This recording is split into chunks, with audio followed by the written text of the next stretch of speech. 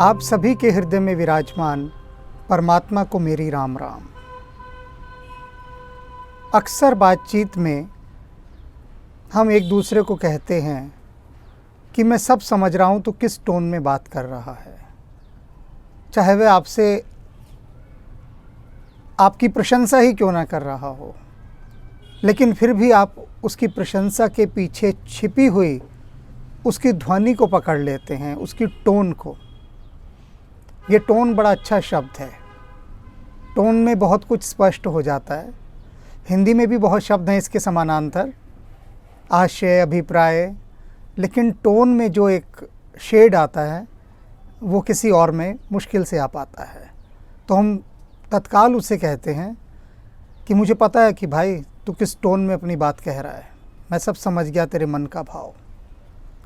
तो उसकी उस टोन से हम उसके मन का भाव समझ जाते हैं। और तुलसीदास जी कह रहे हैं, लेकिन वो जो मेरा स्वामी है, वो जो मेरा साहिब है, वो ये जो संसारी टोन है इन सबसे परे है।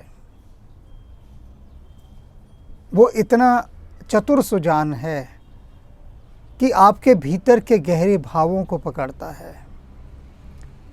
आप शुद्ध भाषा में कह रहे हैं, उससे अशुद्ध में कह रहे हैं, गुस्से से कह रहे हैं, प्रेम से कह रहे हैं, इस बातों से उनको कोई अंतर नहीं पड़ता। मेरे साहिब को तुलसीदास जी ये कह रहे हैं। अनेक बार आपने देखा होगा कि बहुत सारे भक्त बड़े गुस्से में आके परमात्मा से लड़ाई झगड़ा करते हैं अपने साहिब से। अब कोई कहेगा कि अरे भाई परमात्मा है, तुम परमात्मा से गुस्सा कर रहे हो, उससे झगड़ रहे हो, तुम ये क्या बचकानी बात कर रहे हो। लेकिन उनके हृदय का भाव होता है, वो लड़ते हैं परमात्मा से, उसके साथ वाद विवाद करते हैं, अधिकार समझते हैं उस पर, परमात्मा पर अपना, और वह उनके मन का भाव होता है, उनकी प्रीति का भाव। क्या कहते हैं सुनिए। लोक हूँ वेद सुसाहिब रीति, विनय सुनत पहचानत प्रीति। कि जो वेदों में और सारे धर्म ग्रंथों में, शास्त्रों में मेरे उस सच्चे साहिब की एक रीति बताई गई है। क्या रीति बताई गई है? विनय सुनत, वो विनती को सुनता है मेरा साहिब। ये मत समझें कि आपकी विनती वो नहीं सुनता, सुनता है। और उसके साथ साथ क्या है? पहचानत प्रीति। आपकी उस विनती के पीछे कितनी प्रेम की पुकार है, इसे भी बखूबी पहचानता है। ये उसकी रीति है।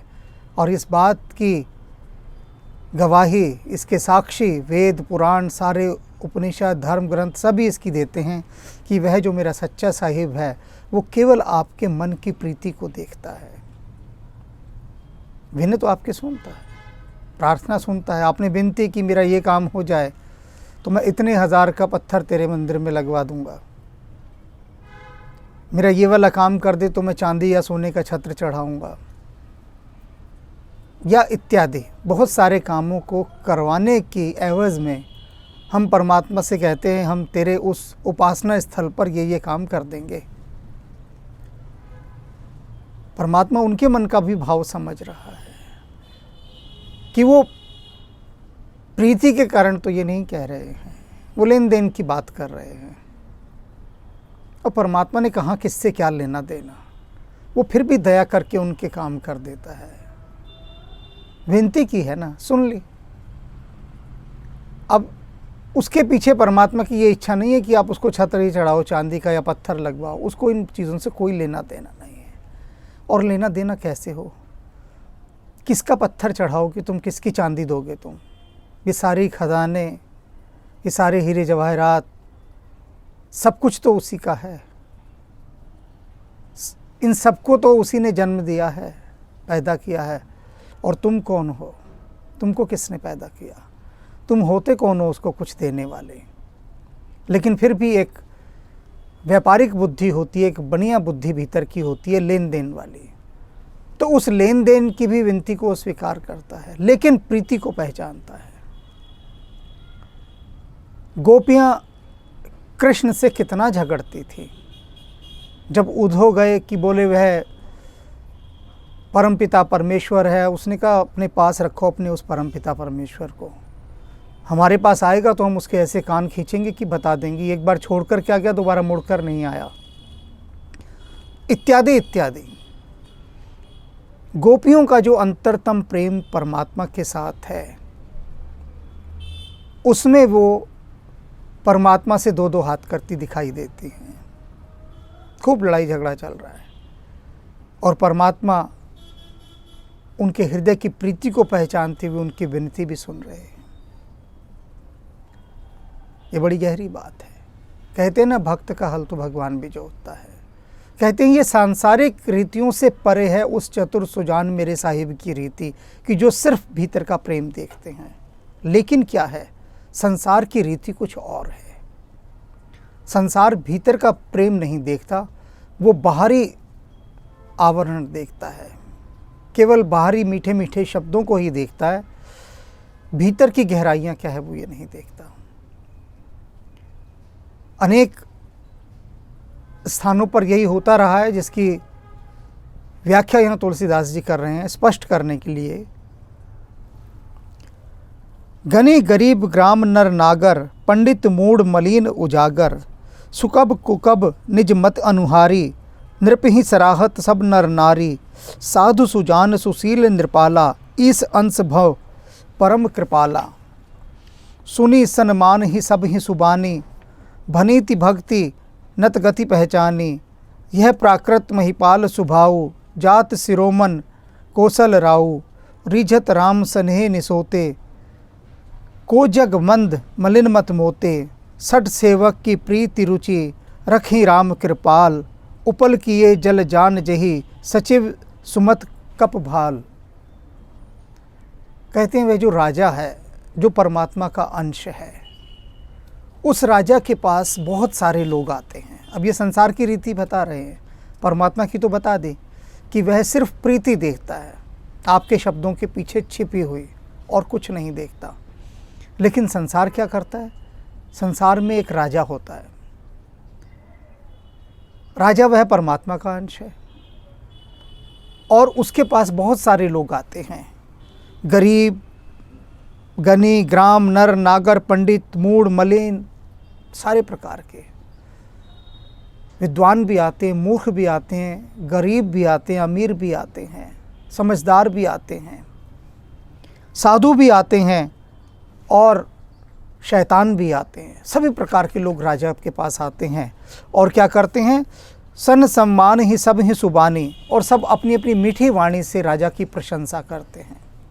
सभी लोग आते हैं, सभी अपनी भक्ति प्रदर्शित करते हैं, अपनी निष्ठा प्रदर्शित करते हैं, सब अपने अपने भाव कहते हैं उस राजा के सामने।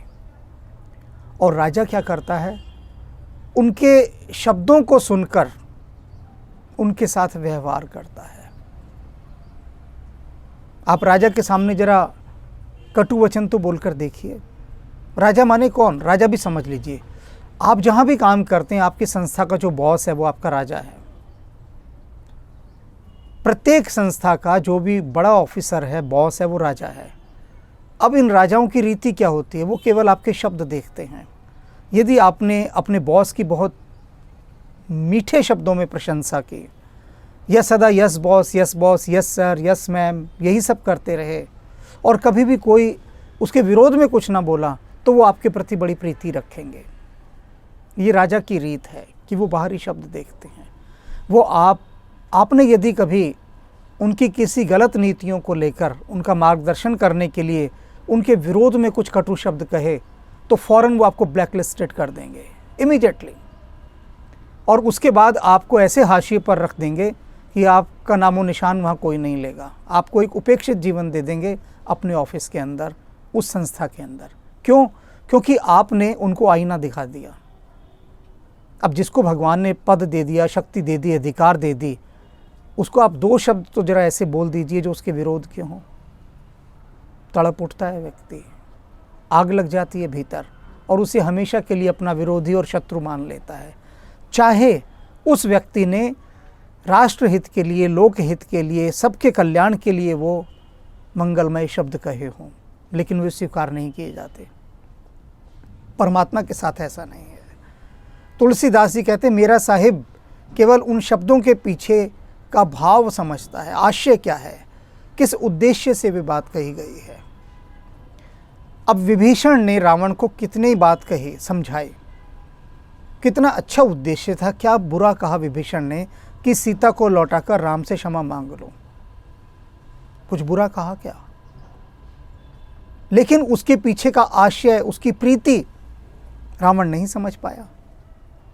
रावण यह नहीं समझ पाया कि ये जो मेरा भाई विभीषण है, ये मेरा कितना हित चाहता है। ये नहीं चाहता कि मैं लंका को संकट में डालूं और अपने कुटुंब को संकट में डालूं। और उसने क्या किया? लात मार के उसने लंका से बाहर निकाल दिया विभीषण को। यही किया था ना।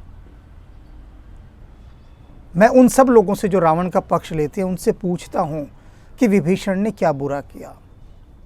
और मज़े की बात है कि राम के भक्त होकर भी वे लोग रावण का इतना पक्ष लेते हैं कि राम ने जो है एक गद्दार भाई का सहयोग लिया बिना सोचे समझे। खैर ये अलग विषय है। मूल विषय ये है कि रावण एक राजा था और राजा केवल अपनी प्रशंसा ही सुनना चाहता है। विभीषण ने जब दो शब्द, और यही प्रत्येक संस्था के बॉस का हाल है।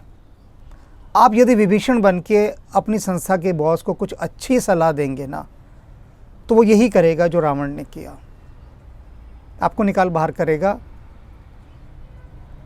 अपने मन से भी और ऑफिस से भी। और उसके बाद क्या होगा?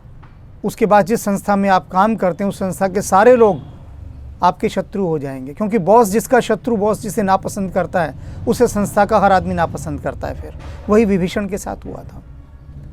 लेकिन परमात्मा इन सब चीज़ों से परे है।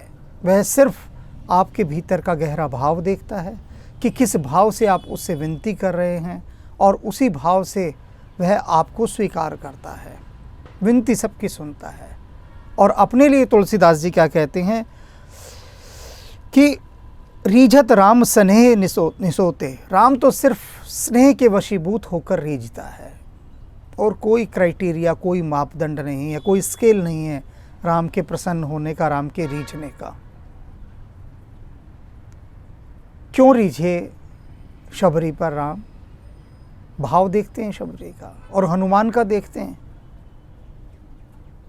हनुमान जैसे मर्जी भाव से भगवान राम को जो खिलाते थे वो खा लेते थे, बिना हाथ धोए कुछ किए, परवाह ही नहीं करते थे।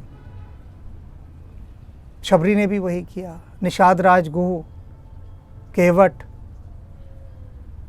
अहिल्या, कितने उदाहरण दें।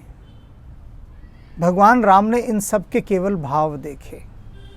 तो राम जी केवल प्रेम देखते हैं, पीछे प्रेम की दृष्टि आपकी कितनी है। शुद्ध अशुद्ध इसका कोई विचार नहीं करते, क्योंकि वहाँ शुद्ध अशुद्ध कुछ है ही नहीं।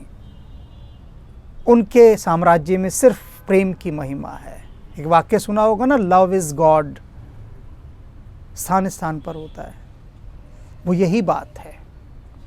अब तुलसीदास जी क्या कहते हैं कि जब इतनी बात हो गई तो सठ सेवक की प्रीति रुचि रखी है राम कृपाल। मुझ जैसे मूर्ख और दुष्ट की जो प्रीति है वो मेरे कृपालु भगवान श्री राम क्यों नहीं स्वीकार करेंगे। माना कि मैं दुष्ट हूँ, ज़िद्दी हूँ, मूर्ख हूँ, दुष्ट हूँ, लेकिन उन सब के बाद भी मेरे भीतर जो प्रीति है राम के प्रति, उस प्रीति को वो देखेंगे, स्वीकार करेंगे और मुझे अपनाएंगे। क्यों? क्योंकि उपल किए जलयान जेहि सचिव कुमति कपिभाल। क्योंकि राम जी ने अपने प्रेम से पत्थरों को भी जहाज़ बना दिया।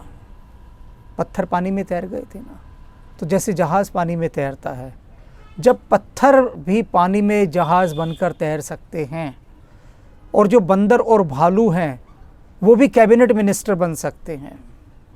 बना दिया था ना सबको, सबसे ऊंची पोस्ट मिनिस्ट्री की दे दी थी। राक्षसों को तो दे दी थी, विभीषण को लंका का साम्राज्य दे दिया, सुग्रीव को राजा बना दिया, किंग मेकर थे ना। जामवन जी विशिष्ट मंत्री थे। तो कहते हैं जब भगवान श्री राम मेरा वो साहिब, सच्चा साहिब, ये थोड़ी ना अब ये भालू है, भालू को मंत्री, भालू जाति भालू को मंत्री बना दिया, बंदर को राजा बना दिया, राक्षस को राजा बना दिया। कहाँ देख रहे हैं वो सब? ये तो संसारी लोग देखते हैं रूपाकृतियाँ, कि ये सुंदर है, ये गोरा है, ये काला है, ये मोटा है, ये ऊंचा है, ये नाटा है, ये अमीर है, ये गरीब है। ये सारी जो कैलकुलेशन है ये दुनियावी लोग देखते हैं। राम की दृष्टि में इसका कोई मायने नहीं, ये सब बातें बेमानी है। वहाँ सिर्फ प्रेम देखा जाता है और कुछ नहीं। तो वे राम जिन्होंने पत्थरों को पार लगा दिया, बंदर भालू राक्षसों को जिन्होंने राजा बना दिया, तुलसीदास जी कहते हैं वो मुझ जैसे मूर्ख, दुष्ट, पापी, ज़िद्दी क्या उसको पार नहीं लगाएंगे? क्योंकि वो देख रहे हैं मेरी प्रीति तो श्री राम के चरणों में ही लगी हुई है।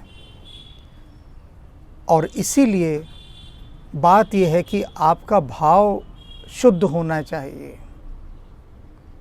और आपको ये बात पहचाननी भी आनी चाहिए कि सामने वाला आपको जो भी कुछ कह रहा है उसके पीछे उसका भाव क्या है। थोड़ी सी मेहनत करने से समझ में आ जाता है कि जो आपसे सामने वाला बात कर रहा है क्या वो आपका उसमें भला चाहता है या बुरा चाहता है, या कहने वाले का उसमें अपना कोई स्वार्थ है या नहीं है। कहीं ऐसा तो नहीं कहने वाला आपके मन में किसी के लिए जहर भर रहा हो और आप उस जहर को इकट्ठा करते जा रहे हो अपने भीतर। ये सब इंसानी बातें हैं सारी। तो थोड़ी सी इसकी कला सच्चे साहिब से सीखिए, प्रीति पहचानने की कला। भाई को भाई अनख आलस हूँ, नाम जपत मंगल दिसि दस हूँ। सुमिर सो नाम राम गुण गाथा, करुणाए रघुनाथ माथा। मोरी सुधारी घी सो सब भांति, जासु कृपा नहीं कृपा घाती। राम सुस्वामी कुसेवक मोसो, निज दिसि देखि दया निधि पोसो। लोकौ वेद सुसाहिब रीति, विनय सुनत पहिचानत प्रीति। गनि गरीब ग्राम नर नागर, पंडित मूढ़ मलिन उजागर। सुकवि कुकवि निज मति अनुहारी, नृपै सराहत सब नर नारी। साधु सुजान सुशील नृपाला, ईश अंश भव परम कृपाला। सुनि सन्मानहि सबहि सुबानी, बनिति भगति नति गति पहिचानी। यह प्राकृत महिपाल सुभाऊ, जान शिरोमणि कौशल राऊ। रीजत राम सनेह निसोते, को जगमंद मलिन मति मोते। रीजत राम सनेह निसोते, को जगमंद मलिन मति मोते। सठ सेवक की प्रीति रुचि, रखियै राम कृपाल। उपल किए जल जान जेहि, सचिव सुमति कपि भाल।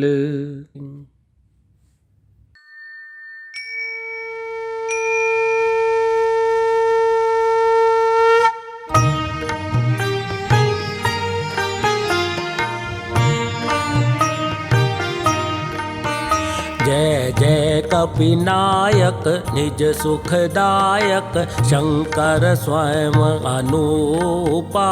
जय भक्ति विकासक दुर्गुण नाशक सच्चिदानंद स्वरूपा।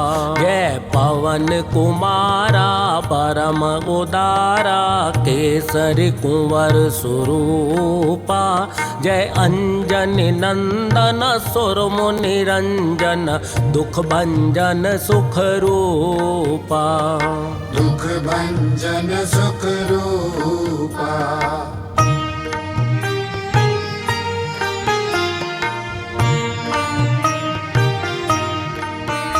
जय जय अविनाशी सब गुण राशि धाम अखंडानंदा। केवल प्रभु माना परम अमाना अद्भुत चरित मुकुंदा। अतएव चराचर सकल सुरासुर गण से सब मुनि वृंदा।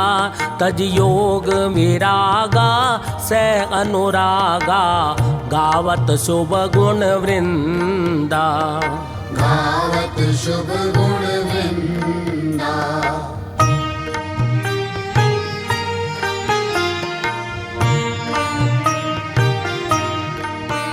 जय उदधि उल्लंघक सिय दुख भंजक अक्षय शय हनुमंता।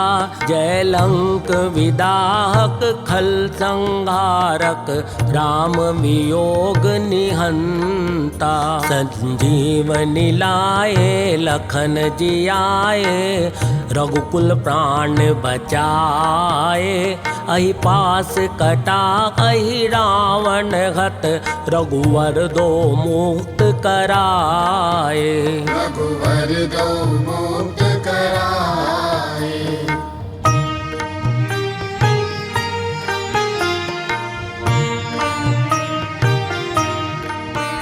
सनकादित सारद शेष विशारद तब बल को नहीं जाना। तो ही भक्त प्यारे शास्त्र पुकारे द्रवौ सो श्री हनुमाना।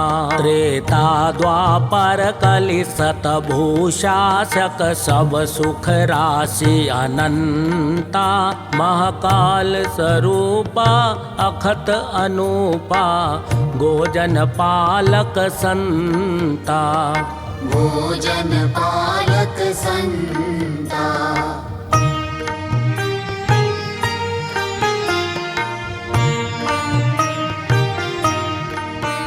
गुण दोष अवस्था त्रैगोतीता माया रहित स्वरूपा। बालैक ब्रह्मचारी असुरारी स्वरण शैल समरूपा। त्रिपुरारि खरारी शिव अवतारी सर्वसिद्धि निधि पुंजा। बलवेक पराक्रम मति गुण आदिक नमत तोर पद कंजा। नमत तोर पद कंजा।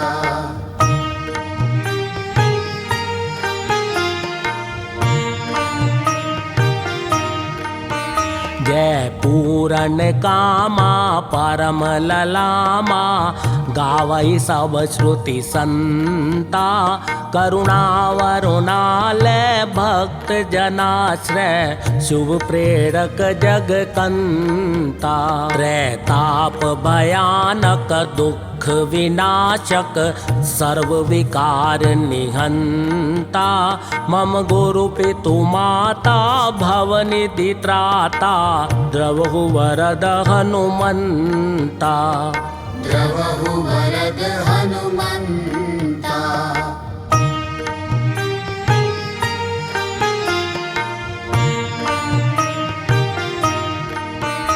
जय मंगल मूर्ति राम अयन, जय सद्गुण सन्मति भक्ति सदन, जय ब्रह्म विचार प्रसार करण, कुविचार कलेश कलाप हरण, जय सर्व प्रपंच प्रशूल समन, जय जीवन सारथि सत्य शरण, जय संकट मोचन राम रमण, अभिनंदन वंदन कोटि नमन। अभिनंदन वंदन कोटि नमन, अभिनंदन वंदन कोटि नमन।